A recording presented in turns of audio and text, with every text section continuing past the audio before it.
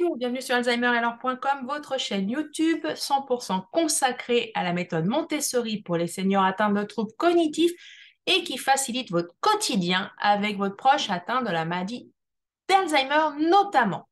Pour les petits nouveaux, les petites nouvelles, bienvenue. J'espère que le sujet de la semaine vous plaira. Et pour les Montessoriens et Montessoriennes de cette chaîne, bienvenue aussi. Alors, pour ceux qui ne me connaissent pas, je vais faire une petite présentation rapide. Donc, je suis Albert Audrey, je suis aide-soignante diplômée d'État et formée à la méthode Montessori pour les personnes atteintes de troubles neurocognitifs, surtout les seniors. Mais Montessori, je le connais aussi pour les enfants et pour les adolescents. Donc, c'est quoi le sujet de la semaine? Alors, on va parler de l'assurance dépendance. Est-ce qu'il en faut une?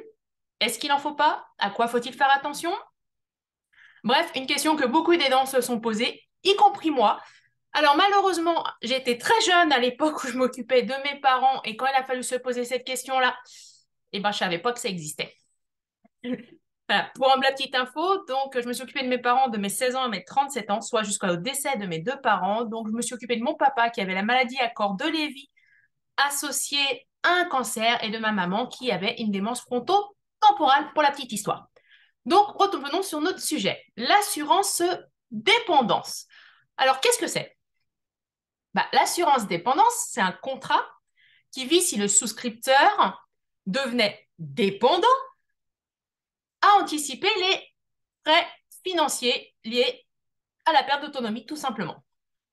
Donc, c'est assez simple finalement.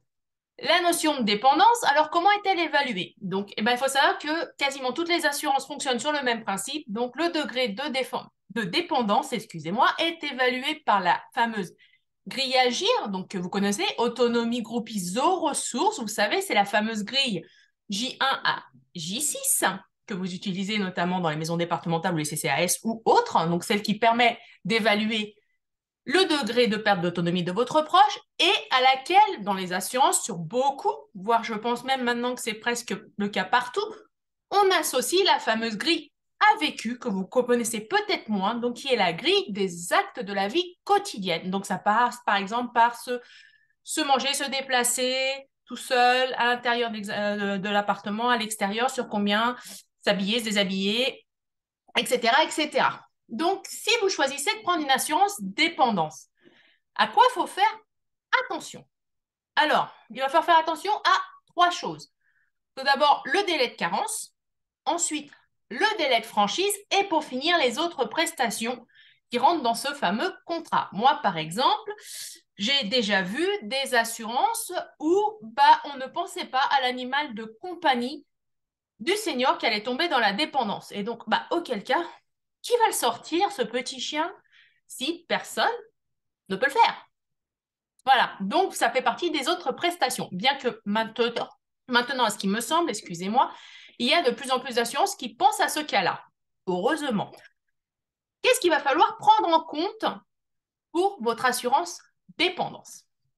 Alors, il va falloir penser à trois choses primordiales pour être sûr de ne pas se tromper. Mais bon, vous avez toujours des conseillers qui sont là pour vous aiguiller en cas de besoin. Donc, première chose à prendre en compte pour votre assurance dépendance, votre revenu ou le revenu de votre proche actuel.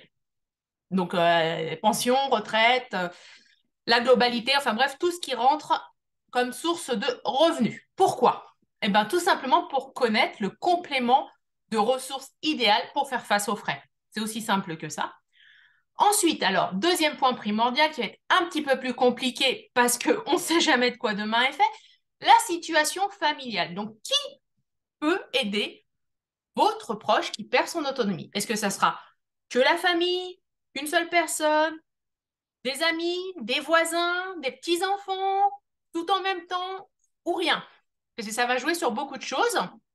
Et troisième point primordial à prendre en compte, le logement. La personne en perte d'autonomie aura-t-elle un logement qui sera toujours adapté dans le temps? Parce que si ce n'est pas le cas, il va falloir penser aux travaux. Je pense notamment à la salle de bain où on est tous un peu pareils, hein. La baignoire, c'est super chouette, mais malheureusement, lever le pied pour aller dans la baignoire quand on est un senior, c'est un petit peu plus compliqué.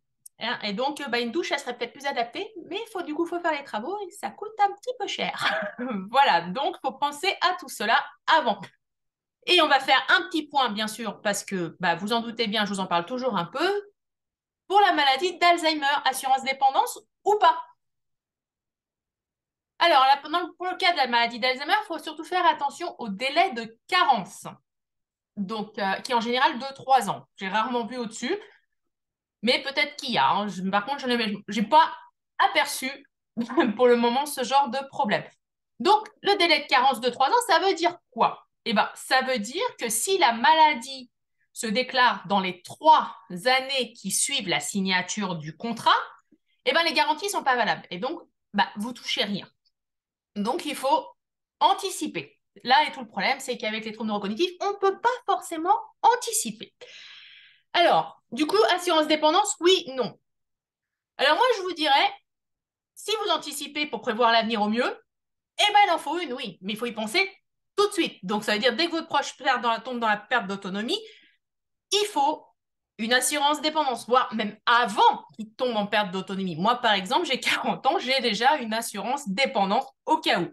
D'ailleurs, avec 20 ans d'aidance derrière moi, un père qui avait la maladie à corps de Lévy associée à un cancer et une maman avec une démence frontotemporale, je préfère pas prendre de risques pour mon conjoint. Voilà, n'hésitez pas à liker, disliker, partager, commenter cette vidéo et on se voit la semaine prochaine.